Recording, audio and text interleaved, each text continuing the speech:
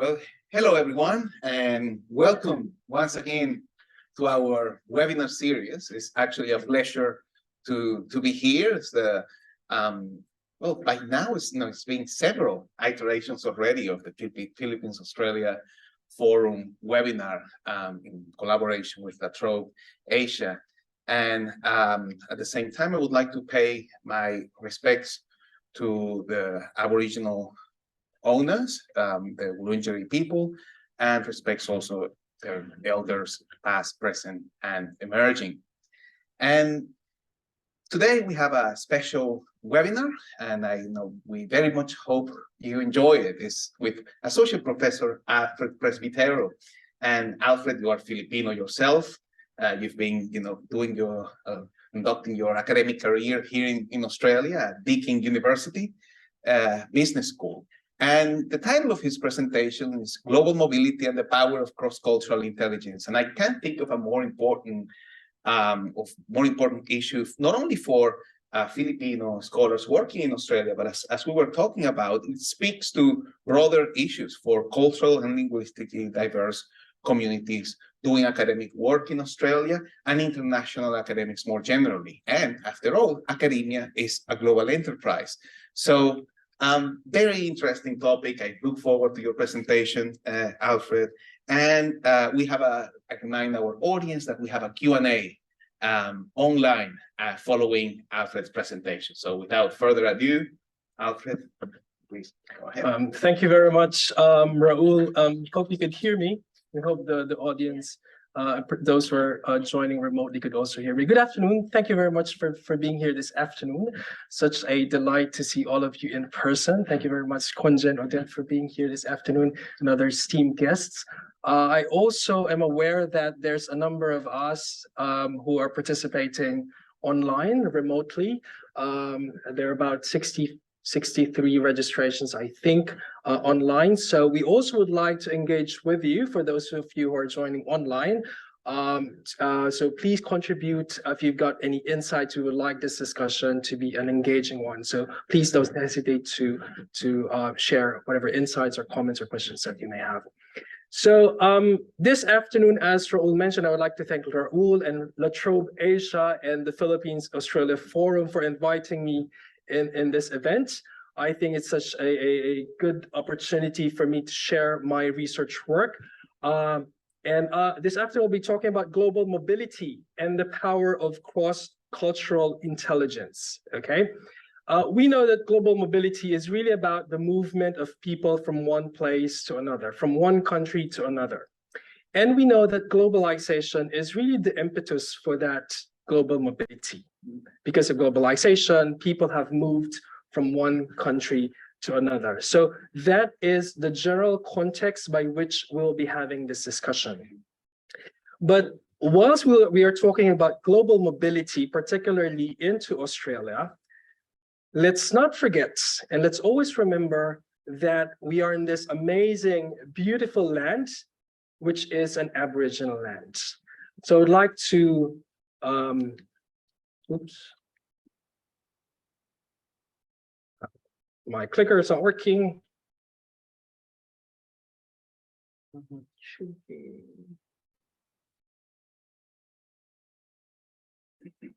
Oh, there you go. Thank you. So now let's acknowledge the country. And I think this is a timely reminder, given that this year is a big year for our First Nations people. So let's acknowledge the traditional owners of the land. We're in this beautiful city, Melbourne, and so we'd like to acknowledge and pay respect to the Wurundjeri, Woiwurrung, and Bunurong Wonwurrung peoples of the Eastern Kulin Nations. And we would like to pay respect to their elders, past, present, and emerging, for taking care of this wonderful land. I would like to think that we're all visitors in this wonderful land. They are the original peoples in this land, and so we would like to pay our respects to them. All right, now, as I mentioned to you earlier, I'll be talking about global mobility. Global mobility is basically the general context by which I would like to deliver this presentation. This is a picture of the air traffic that I took a few days ago. And as you can see, it's been very busy, right?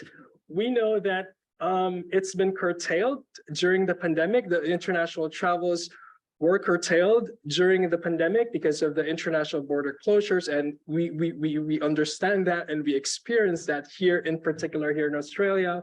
But I think by the looks of it, looks like it's getting back to normal and probably even more, okay? So that is the general context by which I would like to talk about cross-cultural intelligence. But given that the audience for this event, is really Filipino Australians, I would like to pay a particular focus on Filipinos in Australia as the specific context.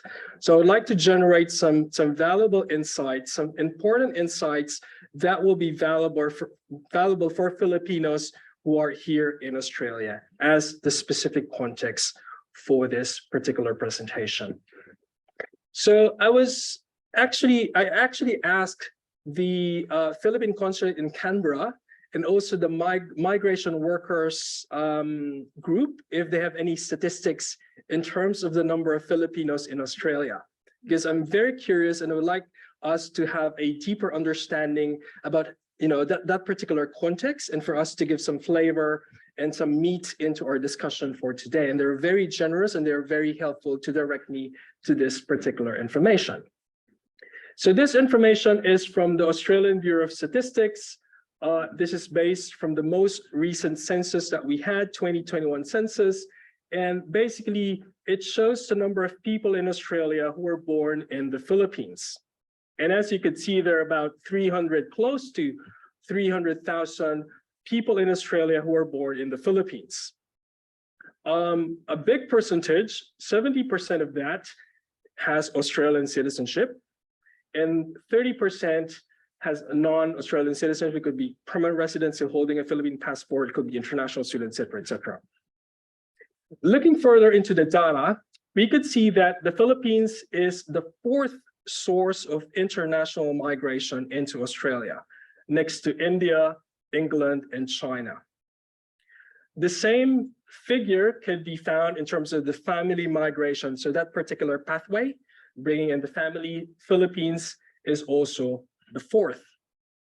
In terms of the humanitarian, of course, we won't be seeing Philippines here because we don't have any humanitarian crisis. But nonetheless, I think in terms of the overall permanent migration into Australia, the Philippines is ranking the fourth, right? Next to India, China, and England. And so I started to do further research and tried to look into the occupation of those people who are born in Australia, who are born in the Philippines rather, who are here in Australia. And 24% of us, are considered as professionals. Some consider themselves as laborers, community and personal services workers, technicians and trade workers, etc., right? But let's also remember that these are for permanent migrants into Australia. We also have international students from the Philippines. And so these are the numbers. The Philippines is actually the seventh in terms of the country of the source of international students into Australia.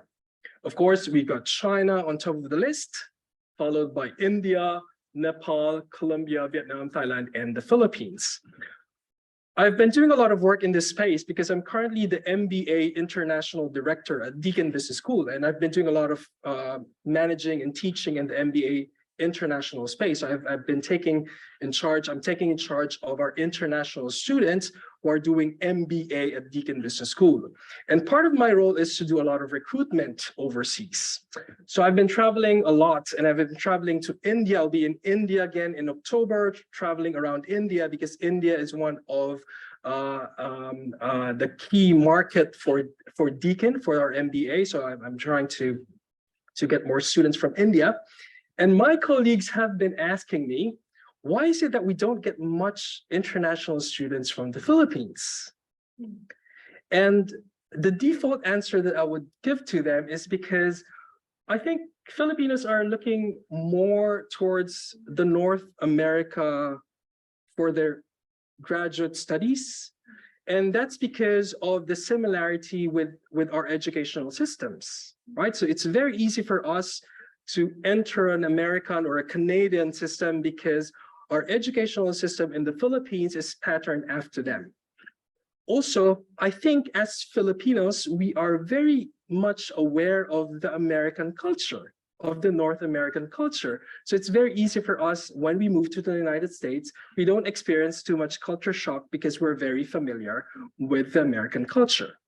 And so I think, so those are the reasons that I've been sharing with them, but still they're asking me to recruit more students from the Philippines. So hopefully in the future, we will see a growth in numbers at Deakin, and hopefully that will contribute to this one, okay? I, for one, came to Australia as an international student. I came here 15 years ago. I was working during that time at Ateneo de Manila. I worked there for a number of years, and I myself was looking to do my PhD in the United States because of the reasons that I mentioned to you earlier. But then the opportunity here in Australia came. They were very quick in making the offer. They're offering a scholarship. And so I grabbed that opportunity and started to do my PhD at Macquarie University in Sydney. And that's when I started to go deep into my research on cross-cultural management. So my thesis during that time was really looking into how culture influences the way we work, the way we manage people, the way we organize our businesses. So it's really culture at the center of that. That's the lens that I use. And that's what I've done in my PhD thesis. And I spent four years doing that. So some of the frameworks that have been very helpful to me during that time is this framework called Hofstede's Cultural Framework. So Hofstede Cultural Framework looks into the different cultural values. And what's nice about this cultural framework is that it compares country in terms of cultural values. For instance, they have, or Hofstede is Dutch. So his first name is Geert Hofstede. There's cultural value called power distance. And the Philippines scored very high in power distance, whereas Australia scored low. And meaning to say, power distance is basically a cultural value wherein you see that there's a big gap for those people who are in power. Hence, this is manifested in the way we address people. When I was in the Philippines, people would address me as Sir Alfred, Dr. Alfred, but here, people would address me as Alfred. And my international students actually are still struggling with that. They said, sorry, sir, I still couldn't call you Alfred on a first name basis. Can I call you Sir Alfred or Professor Alfred or Dr. Alfred? That's fine if you're not comfortable with that. But that is basically what power distance is all about. Another cultural value is what we call as individualism, which is on one end of the spectrum. The other end is collectivism. The Philippines scored low in individualism, meaning high in collectivism, and Australia scored high in individualism, but low in collectivism. So meaning to say that in the way we work, this is manifested in the way you speak up. So there's a voice behavior that we're studying, and in collectivistic culture, speaking up is not a norm, because the tendency is to go to first to sense what the collective is feeling. So you're not really empowered to share your own opinions and your own thoughts because you're operating as part of a collective. And if you're different from that collective, you probably would not tell what your thoughts and opinions are. Whereas in an individualistic culture, like here in Australia, it's free for us to speak up our mind, share opinions and thoughts, and that's fine, right? So that's one of the cultural values. There's another cultural value called masculinity. I really don't like this term because this actually, earlier in the earlier conception of this framework, this actually talks about assertiveness and competition, which is during the time is equated to being masculine. But I think I am challenging this now. I really don't like this one because I think this is not very accurate. But anyway, that's what's been done. There's also uncertainty avoidance. You know, some cultures don't want any unstructured. Some cultures could be very structured, and et cetera, et cetera. And then long-term orientation and also indulgence. So this is one of the frameworks that I've studied and I've used as a lens in trying to understand culture. Now, there's another cultural dimension that has helped me at a certain point, and this is Trompenaars' cultural dimension. So Trompenaars is the one who developed this, and similar to the earlier cultural framework, talks about a dichotomy of cultural values. There are some overlaps. So Trompenaars is talking about individualism on one end, and communitarianism, which is quite similar to collectivism that I was telling you about earlier. There's also the achievement and ascription, which is more like the masculinity that we were talking about earlier. But in addition to that, Trompenaars is also talking about neutral emotions versus very affective, very emotional culture. He said that some culture can be very emotional, whereas some culture tends to be more neutral. And other factors. Now, the third cultural framework that is out there, and this is being used for those people who are teaching culture, is what we call as the GLOBE research. So GLOBE stands for Global Leadership and Organizational Behavior Effectiveness, which clustered countries into like Anglo, and then says that Anglo culture operates like this, South and Southeast Asian grouping operates like this, Confucian Asia operates like this. So this is another popular framework, which is being used in cross-cultural development and cross-cultural training. But I'm having problems with all these cultural frameworks. And why do you think I struggled big time with all these cultural frameworks? And why do you think I am struggling, or I have struggled? Anyone? I'm a teacher, so I need some class participation. Sorry, not clear. You're asking us whether we struggle ourselves with them or we're struggling with your claims. Yeah, so why do you think I struggle with these cultural frameworks that I shared with you earlier? Any guess? Well, I have to admit I'm a sociologist, so the category I'm most suspicious of is the individualism one. And it was pointed out by a Filipino social weather, social values, what do we call them, weather stations? Yeah. Yes. They do the comparative values thing. And he pulled out some stats for us. This is 10 years ago. Comparing quickly in Australia, belief in God versus Philippines belief in God. So in Australia, it was about 68%, whatever the deity was defined there. And the Philippines, it was 99.9. Yep. And then he said, trust of strangers outside of your family networks. And in Philippines, it was 22%, and Australia was 85%. Now that gets the number bit. So in terms of everyday life, assertiveness of self, then Anglo-Australian culture is very assertively individualistic. Yep. But if you look at the instituted imaginary of life, it's not an individualistic society at all. It's a highly collectively organized, structured society where people obey the rules mostly, right? And you saw that again, where there might have been protest movements about sovereign selves, but they were actually a minority, and the majority just went along. So I would argue that in actual fact, familial societies, which the Philippines is an example of, I think, are more individualistic in their behavior patterns than individually assertive type societies are, but are collectively quite conventional conforming. Yep, absolutely. Thanks, Constantine. Yeah, I also believe that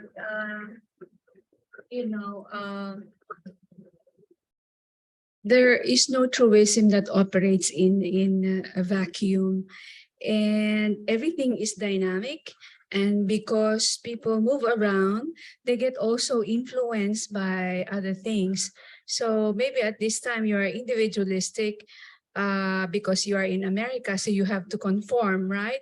But when you are in a traditional Asian background, you tend to also blend with them or adjust to them, so you become more collective or a group behavior.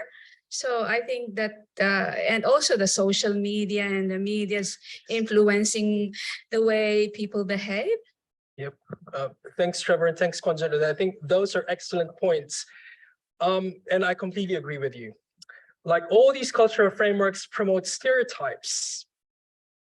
So rather than us being more knowledgeable about culture, we put culture into boxes. That Australians are highly individualist, whereas Filipinos are highly collectivists. And then one day you will chance upon a Filipino who is highly individualistic and you will be puzzled. What's wrong? Why is it that that person doesn't fit the box? So whilst all these cultural frameworks are exciting, again, these frameworks promote stereotypes. And what I've been teaching my students is really there are different types of stereotypes. We want to move from what we call as that naive kind of stereotyping, that Asians are good in maths, or Australians are very laid back, to a more sophisticated and dynamic kind of stereotyping. It's good to have these frameworks as an entry point, but I think we shouldn't stop there. We should try to go beyond those categories, and it's really very difficult to put people into boxes, because, as what Conjure mentioned, some people, because of global mobility, people have been traveling around, people have been working, living in different places, and those cultures, the confluence of different cultures would affect your own cultural behaviors. And so I started to read and started to I'm really puzzled. And so I started to read, and I chanced upon this seminal work on cultural intelligence. And this was written in 2003. It's been 20 years now. It was written by Christopher Early, who used to be the dean of the UTS Sydney Business School. I think he's retired now. And Professor Soon Ang from Singapore, from Nanyang Business School, Nanyang Technological University in Singapore. They published this in Stanford University Press, and I really read this seminal book, and I got fascinated into the content of this. And after reading it, I found myself to be living in Singapore for 2 years, working with Professor Soon Ang, trying to understand deeply what is cultural intelligence. So it's a very welcome change, because, of course, I head back to Asia, enjoyed the vibrancy in Asia, and I really spent a lot of time trying to understand the deep ends of what cultural intelligence is all about. So in 2020, there is a review paper, systematic review paper that came out from European Journal of International Management that lists the most prolific authors in cultural intelligence up until 2018. So it lists down Soon Ang from Singapore as a top publisher, and then Christopher Early, and I'm the third. And this was before 2018. From 2018 up to this point, I've been really working hard to further develop the science of cultural intelligence. And at the moment, I've been named as the world's #1 in terms of the number of publications in cultural intelligence. Thank you. And this came out in the Handbook of Cultural Intelligence that was published 2 weeks ago. So it's fresh off the press. It was written by David Thomas from Canada and Yuan Liao, Professor Yuan Liao from Sydney. And there's a bibliometric review again in this book that acknowledges me, and I'm really humbled by that I'm the world's #1 in terms of the number of publications of cultural intelligence. I've also contributed a chapter in this handbook. I was talking about cultural intelligence and global citizenship. But anyway, that's an entirely different topic. Probably we'll talk about that later. And we'll also be doing I'm leading a conversation in Boston in August to talk about the future of cultural intelligence in the annual meeting of the Academy of Management. So Academy of Management is our top tier conference in the management around the world, and I'll be leading a conversation on the future of cultural intelligence. So now let's talk about cultural intelligence. What is cultural intelligence? Okay, for us to better understand what is cultural intelligence, I think it's important for us to chunk it into separate words. First one is cultural, and the second one is intelligence. Now let's talk about cultural or culture, right? So when you hear the term culture, what are some of the images and what are some of the metaphors that you have whenever you hear the term culture, or some symbolism, or some figures or images that you would associate when you hear culture or cultural? Traditions, absolutely. What? Yes, way of life, absolutely correct. Any symbolism or figures or image or metaphor that you would often think of when talking about cultural intelligence? For me, I normally would use an iceberg. Okay, iceberg as a culture. If you happen to be on a ship or on a boat and you encounter an iceberg, you get to see the surface of the iceberg, so the visible part of the iceberg. But down beneath that underneath the water, you'll see a big chunk of ice that is covered. You don't get to see that, but it's such a big anchor and such a big part of that iceberg. I think similarly, we could look at culture in that way as well. So if you're new in a new country, then your understanding of culture tend to be at the surface level because you just see what's on top. It will take a while for you to understand what's really underneath and what's down there. Okay, so that is a metaphor that I normally would use for culture. Now, let's talk about intelligence.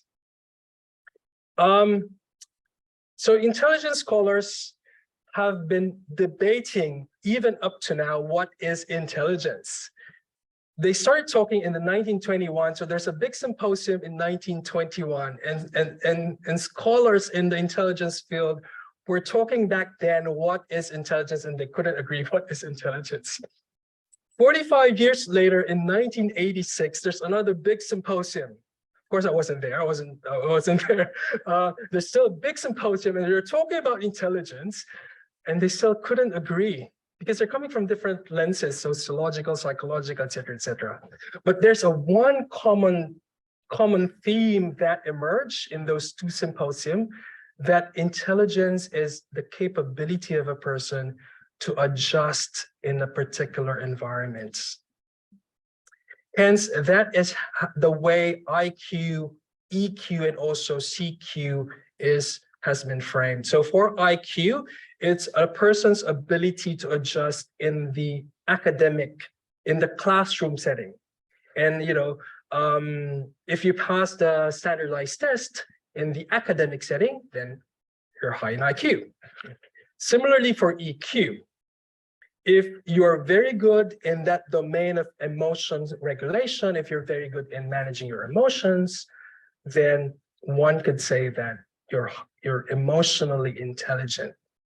So similarly for cultural intelligence, that's how it's been framed. It's a capability that enables a person to function effectively in culturally diverse situations. So for cultural intelligence to function, there needs to be some sort or some level of cultural diversity. Okay. Cultural intelligence followed the nomenclature. So we would refer to it as CQ, just to follow the nomenclature of IQ, EQ, and CQ. So CQ, or cultural intelligence, is also framed as a capability that can be learned. You're not born with cultural intelligence. Probably some people will be more predisposed to cultural intelligence. Let's say if your parents is an expatriate and your parents have been traveling around the world and you're traveling with them, I think that will predispose you to be more culturally intelligent because of those exposure. Or if your parents are from two different cultures and they're speaking different languages, then the likelihood of you becoming culturally intelligent is high because of that fusion of culture. But nonetheless, cultural intelligence can be learned and can be developed. Thirdly, cultural intelligence yields desirable outcomes. And this is what I have been working on for the past 5 years, trying to understand what are some of the desirable outcomes of cultural intelligence. And I'll be sharing with you some of those studies. So this is not just one study, but a collection and a body of knowledge on cultural intelligence. So please bear with me because I'll be sharing with you more of my work on cultural intelligence. So this study it came out in International Journal of Intercultural Relations, and I've done this together with Professor Alan Bernardo, who is now back in the Philippines in De La Salle University, a distinguished professor at De La Salle. And we're looking at cultural intelligence and its role in effective functioning in culturally diverse contexts. So it's a capability that could aid an individual to function effectively in culturally diverse contexts. In another study that I've conducted with my collaborator from Ateneo de Manila, and I think she's joining here today, we've looked into cultural intelligence and the role of cultural intelligence in global teams. Okay, we're talking about ethical behaviors and ethical leadership and how cultural intelligence basically could contribute to to higher levels of ethicality, because of your understanding of different culture, the more ethical you become. That's what we found in that paper. Also, as a capability, another study that I've done together with my collaborator from the University of Santo Tomas, we did a study on undergraduate students in the Philippines, and this is pre-pandemic in 2017 or even before that. We collected data in UST, at the University of Santo Tomas in Manila, and then we looked into the role of cultural intelligence in relation to expatriate career intentions. And what we found is that those students who are culturally intelligent, they tend to aspire a career overseas to become an expatriate. So this was published in the top journal in career behavior, Journal of Vocational Behavior in 2017. Another paper that I've published working with my collaborators from Belfast in Ireland, we looked into expatriate career performance in the Chinese context. And we found that cultural intelligence also plays an important role for higher effectiveness and higher management of career performance for expatriates in China. So these are, foreigners who have moved to China, who will move to China to work. Another study that I've done with my collaborator from Iran, we're looking at cultural intelligence and the role of that in knowledge sharing. What we found is that in teams that are composed of members who are culturally intelligent, then they're more effective in knowledge sharing. Another study that came out in 2021 with my collaborator, a Japanese collaborator who is now in Malaysia, we're looking at culturally intelligent supervisors. And what we're finding is that culturally intelligent supervisors basically could predict inclusion, intercultural cooperation, and psychological safety. So this is a very exciting paper that we had because it really talks about diversity and inclusion. Because in the literature, there's a move now, not just to talk about diversity, because diversity is good. Acknowledging that we are all different is good. But I think we need to move the conversation away from diversity and talk more about inclusion. How do we include people who feel different? How do we make people feel that they belong despite their differences? So I think we're shifting the conversation from more into inclusion and not really solely into diversity. Another paper that I've done looks into cultural intelligence in the context of virtual communication. And this paper is in 2016, even before we get familiarized with the Zoom meetings and the virtual forms of interaction. Even during that time, I was looking at cultural intelligence in the virtual space. And what I've been finding is that cultural intelligence is important in task performance in the virtual space. All the more actually because we don't have access to facial cues. Our access to those cues are very limited in a virtual space. Okay, so we're just relying on the voice. We're just relying on their camera. If it's on, if it's off, then no clues at all as to what's happening. Another related paper looks into the global virtual team. And I was looking at cultural intelligence in relation to interpersonal process effectiveness. So asserting the importance of cultural intelligence in the context of global virtual team. More studies on global virtual teams there. And then, also task performance in global virtual team. I also have published some papers that looked into cultural intelligence and the role of cross-cultural training. And this was done in the IT offshoring sector in the Philippines. So this was done in the Philippines. And what we're finding is that cross-cultural training is very important, but it's not the number of times that you participated in the training program, but it's the quality of the program. So and also we're looking at it's the intensity of the contact with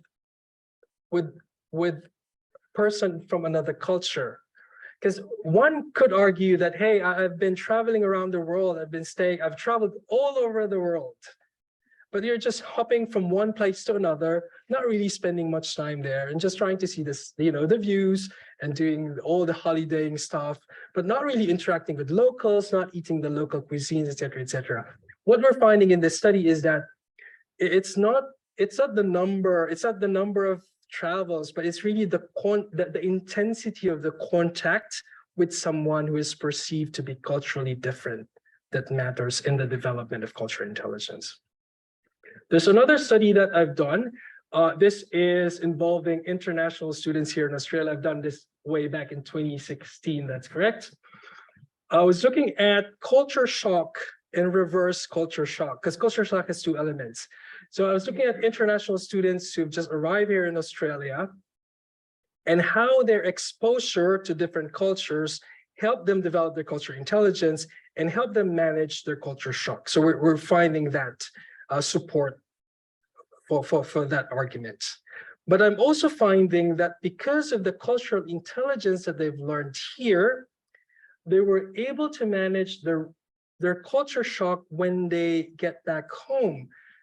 So reverse culture shock is the shock that you experience when you return back home. I would experience this. So every time I go back to the Philippines, I said, oh, well, what's happening in the Philippines? It's like I'm having a reverse culture shock. I should know what's happening, but I'm still shocked, right? And what we're finding is that cultural intelligence also plays an important role in managing not only culture shock, but also reverse culture shock. Okay, so again, a very good way to demonstrate that cultural intelligence can be learned and that cultural intelligence could yield a desirable outcome. So these are just some of the papers or studies that I've done. I'm still continuing this journey and there's still a lot in the pipeline. Most recently, I'm looking at Filipino migrants into Australia and looking at their cultural intelligence. I don't have the data to share with you at the moment, still a work in progress. But what I've been challenging in that paper is that cultural intelligence shouldn't only be expected to the migrants, but also to the host country nationals, to the locals, to the Australians. Because as what Konjan said, it's a dynamic process. So I'm also investigating on the cultural intelligence of the host country national. And adding more complexities into the picture is that we're living side by side with people from different culture. They're from Indonesia, from America, from China, from India, from Venezuela, from South Africa.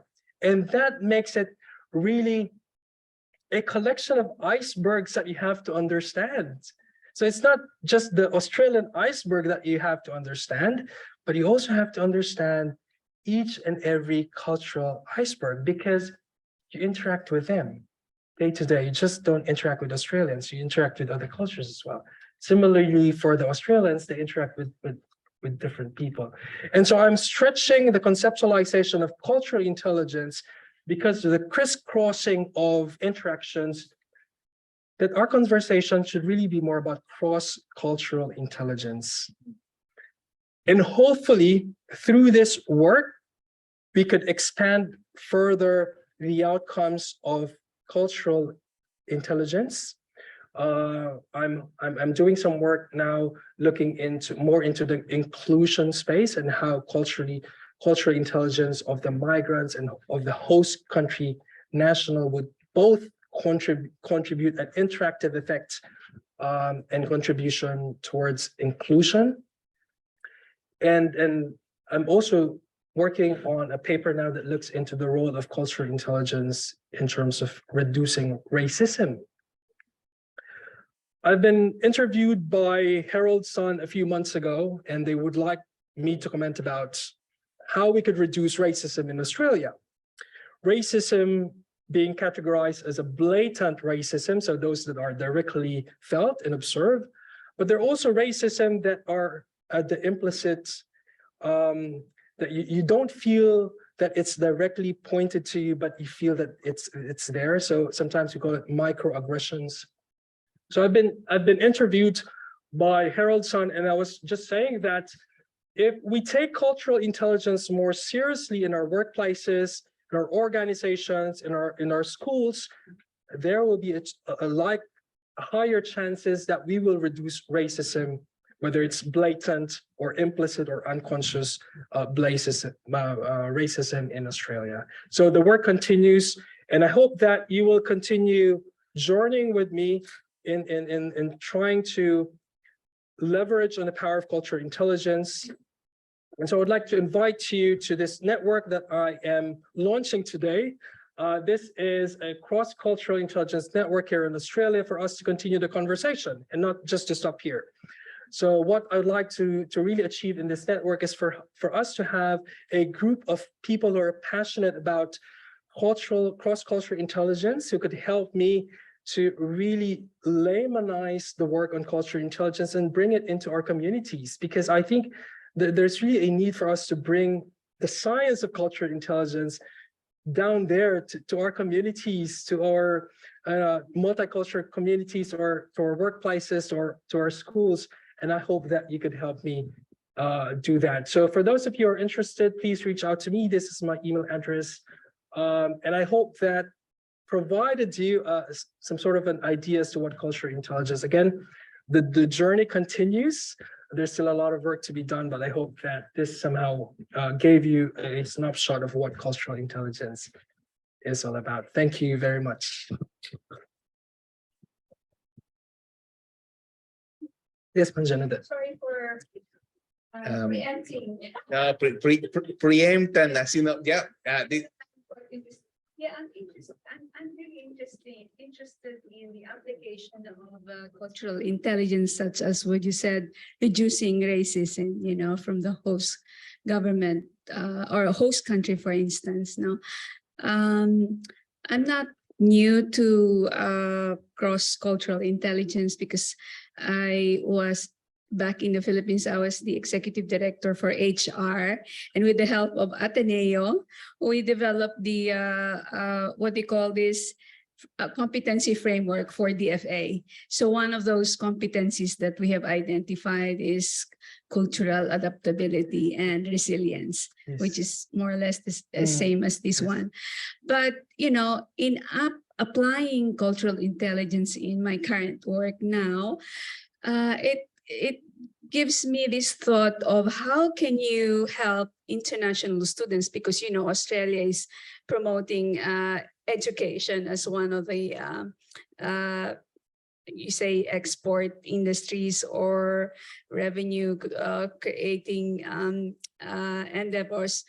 Because since I arrived in Australia, that was 2 years ago, I've encountered 3 suicides na from students. One was from South Australia, and then last Christmas there was one from Melbourne, and then recently one from Western Australia.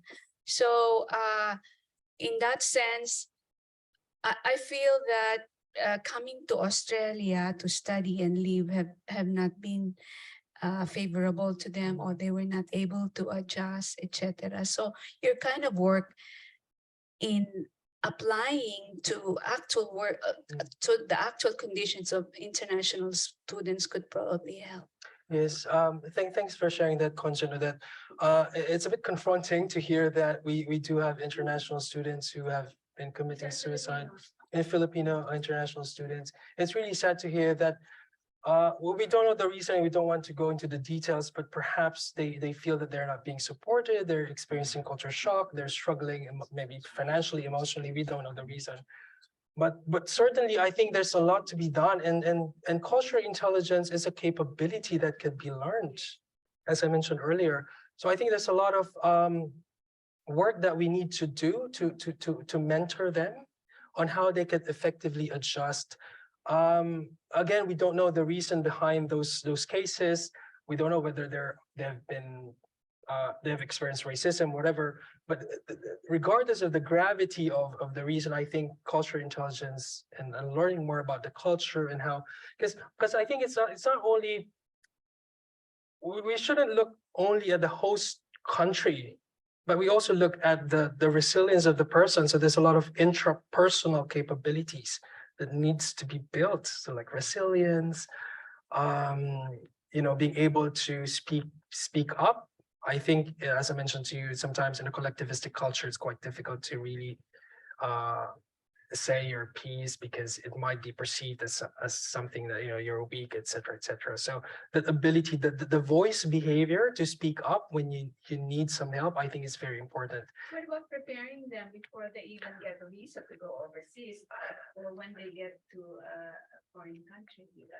Yeah, well, it's quite difficult to. Well, it's good to have those training programs back in the Philippines, but I think the battle is here. This is where the war is, because there you could teach them all the frameworks, but it's all abstraction.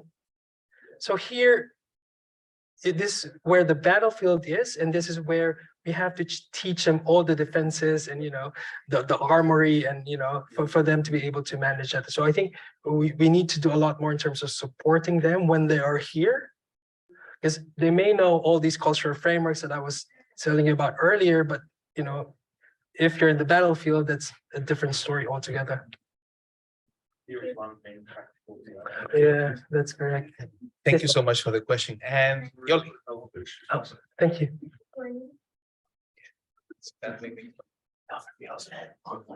Hello. It's time. Pardon me for my naivety, I think. But anyway, I just feel that IQ, EQ, and CQ, they're all overlapping. And all of them are talking about capability, something to learn, and yields products, right? So I think we cannot just, sorry, this is your research. I'm not a researcher. It's just that it looks like cultural intelligence really addresses a certain issue now that you are a migrant or immigrant. But actually it involves all of them, all the 3 Qs that we are talking about, right? Yep. So it can't be isolated from each one. Yes. Yeah.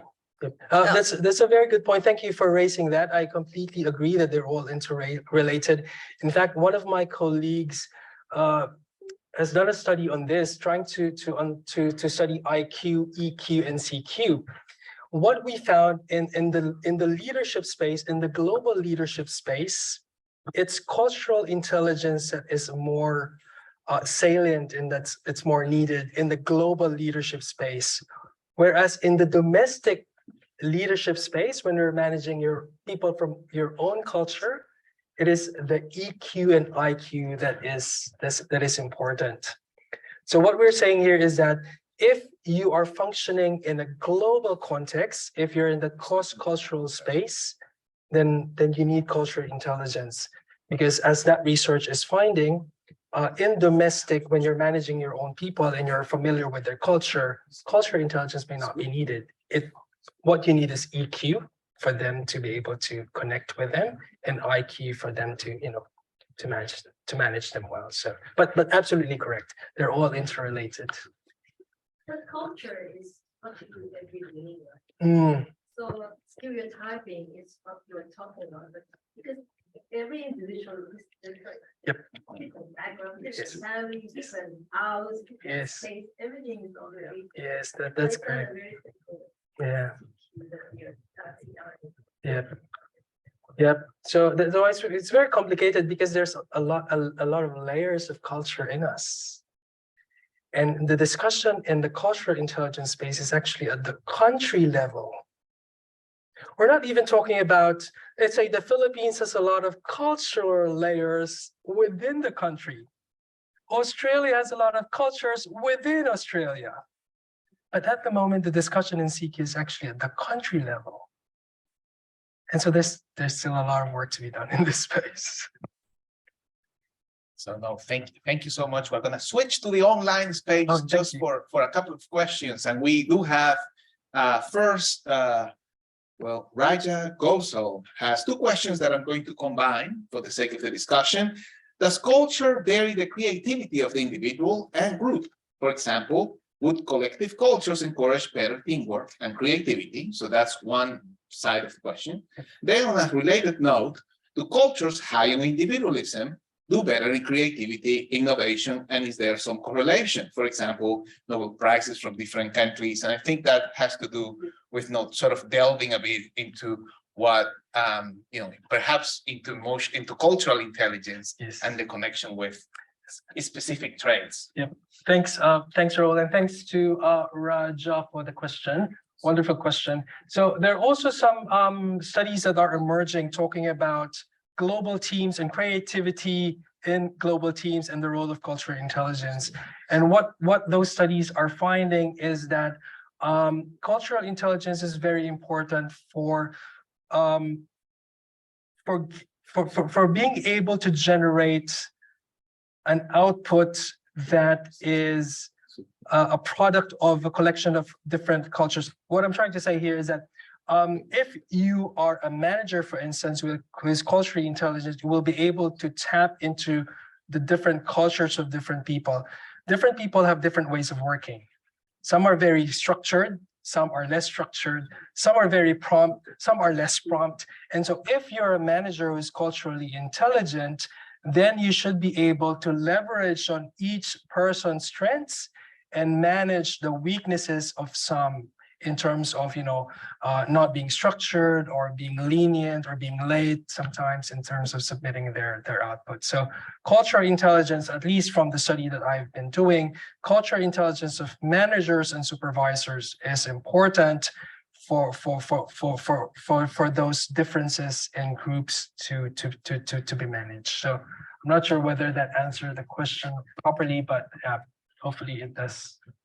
Yeah, no, Alfred, I think it does, and it actually is a very good segue into the next couple of questions. Peter Trusheim asks, has there been a study on how war, political trauma affect people's cultural intelligence? And for example, he provides an example. Would it be important to do a study on how cultural intelligence has changed between the relationships of Ukrainians and Russians? And I think in the end, it's about the idea of conflict and how it affects cultural intelligence.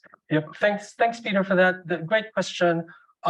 There's emerging research talking about the role of cultural intelligence in conflict resolution, but not to this extent yet. Not talking about wars and global crisis, but I think there's an opportunity for such studies, and I think we encourage studies look into that. At this stage, it's conflict at the group context, but not really conflict at at the country level and the societal level, and war, etc., etc. But great question. Thank you. Yeah, I'd like to start my question from your very important insight, I think, about culture shock when you return home. The sense of estrangement when you realize that what you take for granted in your everyday culture is normative and normal when you're growing up and when you only know that. But when you're taken out of that and then go back, you feel a sense of, oh, it can be done differently. Now, that's the crucial bit for cross-cultural intelligence, is critical reflexivity, is self-reflexivity, right? So my question really relates to types of research projects that could develop, is that as an outsider looking in on your research, it would seem the hardest form of migration is actually to move individually or as a family into a dominant culture elsewhere, where you don't have resources provided much in the way of institutions or community groups to work your way through that encounter. Whereas there are lots of situations where there's especially professional expatriates, where they're put into cross-cultural situations, but they're instituted into positions of power where they're negotiating those cross-cultural differences within an agenda which is already set for them.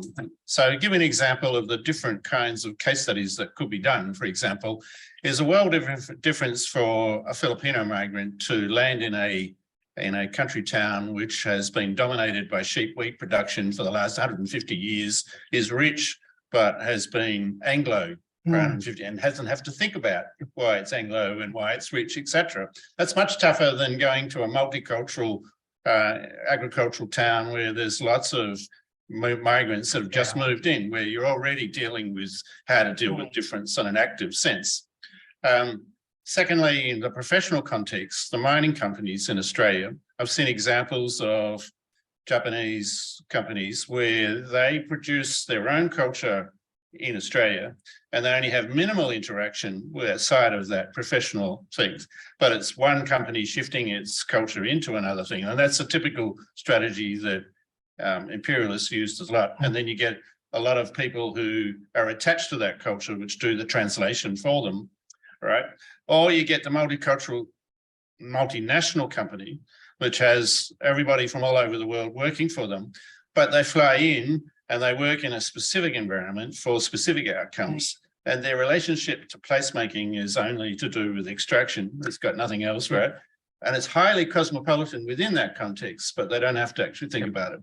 And then the third kind of expat community is where you get people who depend on cross-cultural intelligence for the production of their outcomes. And that is a particularly interesting one too, because it's still disconnected to the nation state space. It sits in it. So I know you're not aware of those things, but it seems to me that a really interesting multidisciplinary project might be that you marry those psychological business things to specific business contexts for Filipino migrants living in Australia, what kinds of different settings they find themselves in and how they negotiate those distances will be different according to the instituted life they're in. Yeah, thanks, Trevor. I think those are excellent points. And I'm also thinking that, and this is really building on what you said, that we have to be more conscious, and this is really what I've been telling in one of the presentations that I had about cross-cultural intelligence. We are taking for granted the cultural distance. Cultural distance is very important because when I was in Singapore, when I was living in Singapore, I feel that I didn't have to adjust much because I feel that, I know this culture, it's Asian culture. Whereas when I moved here in Australia, I had a lot more adjustments because it's an entirely different culture because of the cultural distance. The cultural distance between the Philippines and Singapore is closer, whereas the Philippines and Australia is wider. Hence, you need more cultural intelligence in that context. First point. Second point is, I think, and also doing this in my other study, that we need to be more nuanced in our understanding of cultural intelligence for those people who are corporate expatriates. Because corporate expatriates are provided all the corporate support. They're provided a training program, they're provided a housing, they're provided the mentoring, Whereas for the what we call in the management, we call it SIE, self-initiated expatriates, in other words, migrants, they're on their own. They build their own networks, they build their own resources, internal and external, and that's a different ballgame. And so they need, I feel they need more cultural intelligence. Hence, what I'm doing with the migrants is to do exactly that, to move away from studying corporate expatriate, because they are well resourced, they have all the training programs, and focus my attention into this neglected, part of their population, which is migrants and self-initiated expatriates, and or international students for that matter. But great point, thank you. And on that note, Alfred, thank you so much. And we're almost running out of time. We're about 5-10 minutes away from, we already crossed the threshold of 3 o'clock in the afternoon. But that's a testimony to how interesting your talk has been. No? Thank you. Questions keep coming. And a couple of questions connected to your last point. I'll first read a question that came on the chat by Jerome Babati. You broadly discuss about cultural intelligence is essential for success in today's increasingly culturally diverse world, and how it may lead to a variety of desirable outcomes, including better judgment, decision-making, creative collaboration, and job performance. What is one strategy for cultivating cultural intelligence that you could recommend that we can do as Filipino diaspora in the Australian context? And I think that's actually connected as well, for example, with Alice's question, Alice and Parlance, how can Filipinos working in Australia do well and manage their foreign supervisors better, particularly in context of low cultural intelligence? Yep. That's a very good question. Thank you for that. To answer that very briefly, one strategy is really to intensify the contact with people from different culture. It's not just the quantity of exposure. You may have friends from different cultures, but it's really how deep your connections are with people from different culture, whether it's Australian or people from different, cultures. So that's one strategy, and there are many elements into cultural intelligence. There's what we call as a metacognitive elements into cultural intelligence, and this is where the unconscious biases could be resolved and could be addressed. There's also the behavioral aspect into cultural intelligence, which is how you flex your behavior so that you could adjust into different cultural contexts, how you adjust your verbal expression, the tone, and all that is part of cultural intelligence. It's a big chunk of capability that we need to learn. It's not just understanding, but also has a lot of behavioral manifestations that we need to learn, plus the metacognition that I mentioned to you about earlier. Yep. Thank you so much, Alfred. And we're going to combine the last two questions for a last comment. We don't want to also take too much of your time. You've been very generous. Berlin Guerrero, thank you, Professor Alfred Presbitero, for your lecture. My question is, what is there in the Filipino culture with the benefit of a lens of a stereotype culture that can help or hamper the community's engagement in multicultural Australia with a predominant Western culture? So I think that in this question's case, that she's trying to highlight the challenges. And then finally, Penelope Smith, for PhD students and or emerging researchers, it can be difficult to decide on the angle in which to undertake the work. For example, is cultural intelligence the right way to examine the issue? For my own PhD, where I recognize the existence of racism and the importance of addressing racism, I want my work to be more than just resolving racism, because this is too deficit, too small. Is this partly why you lean towards cultural intelligence? I hope I make sense. Yep, thanks for that, Berlin and Penelope. Very good points there. Berlin's question is about stereotype and how you manage stereotype. Again, those cultural frameworks that I mentioned to you earlier are a good starting point, but don't stop there. Try to remind yourself that not everyone would fit the box. You will encounter people who have different ones, and so it's really about the individual having multiple layers of culture in them. So you have to acknowledge that, be able to have the capability to manage that and understand that, okay? Because sometimes it's very difficult very difficult, especially in living in multicultural societies such as Australia. I would receive a lot of questions. Where are you from? Where are you originally from? And that's really sometimes a struggle because you always have to keep explaining about where you're originally from, et cetera, et cetera. But nonetheless, we have to move from our naive stereotyping towards a more dynamic form of stereotyping. To address Penelope's point, so this is about, I want my work to be more than just resolving racism because it's. So I've been really attracted. So my entry point is really about cross-cultural intelligence, and that is where I've spent most of my time. But given that racism has always been there and it's always emerging in Australia, I thought that probably we could do something as part of my work on cross-cultural intelligence to help even in my own little way in addressing and resolving racism in Australia. I know it's such a big issue and such a big chunk of literature and racism, but hopefully through cultural intelligence, as I mentioned to you in the article that I shared in the interview that I had with Harold Sun, cultural intelligence could be learned and could be developed, and that's my advocacy. We need to teach people to be culturally intelligent, so that they're more able to deal with people from different cultures. They'll be able to start from young in schools. There's an ABC special. They're talking about how to fight racism in schools. I don't know if you've seen that. It's a wonderfully curated ABC special, how to end racism in schools. And I've been in touch with the academic, basically the one who curated that from the University of Sydney. And we've started talking about how we could merge cultural intelligence and racism in schools at a very young age to tackle racism. One quick point. Yes, go ahead.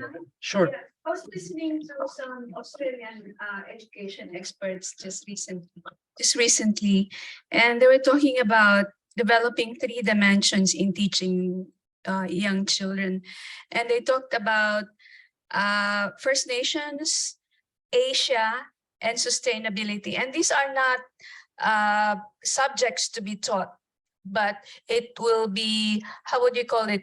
It's mainstream to the subjects, so that, as young Australians, they're already aware of First Nations, they're aware that they belong to a bigger region. They're also aware that there's an importance of sustainability. Yeah. I think that's the step in the right direction. But again, we shouldn't stop in teaching, but again, because it may create some stereotypes, but we have to teach our students to be more dynamic in terms of how they view culture and how they interact with other people. So. Well, Alfred, thank you so much. I think that I don't have to ask too hard for a big round of applause. Thank you.